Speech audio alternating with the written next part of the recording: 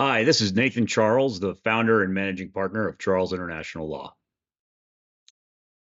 At Charles International Law, we take national security very seriously. I myself am a former officer in the U.S. Navy SEALs. I'm a 2001 graduate of the United States Naval Academy, and I'm a former federal prosecutor in the National Security Division of the United States Department of Justice, specifically working on counterintelligence and export control cases. Now it's 2024, it's an election year. And you're bound to hear quite a lot about immigration over the course of the next few months as we go into the November election for president of the United States. You hear a lot of things about immigration that are true. You're going to hear a lot of things about immigration that probably are false. And we want to educate the public. We also want to help the public understand the basics of immigration law in the United States so they can become more informed voters. One of the things you're pretty likely to hear is that undocumented immigrants living in the United States should just apply for citizenship. We're here to tell you that it's actually not that simple, and we want to sort of explain why.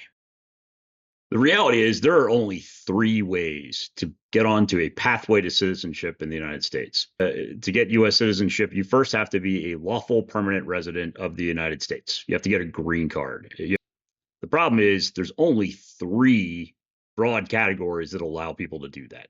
These are the only three ways to get a pathway to citizenship in the United States: family-based immigration, humanitarian-based immigration, employment-based immigration, and then there's a fourth category called the diversity lottery that I'll mention at the end. Family-based immigration is just like it sounds. You have to be related to a U.S. citizen or a lawful permanent resident of the United States. Humanitarian immigration is a little more complicated. This is either asylum, withholding of removal based on a fear that somebody might be subject to torture in their home country. There's also humanitarian parole. This is what happened to a lot of the Afghans when they came to the United States after the fall of Kabul in August of 2021. Employment-based immigration is arguably the most complex. In most cases, you have to have an employer sponsor your immigration to the United States. And it's not just any job. It has to be a job where you have a high degree of skill, an alien of exceptional ability, an alien with an advanced degree, or something to that effect.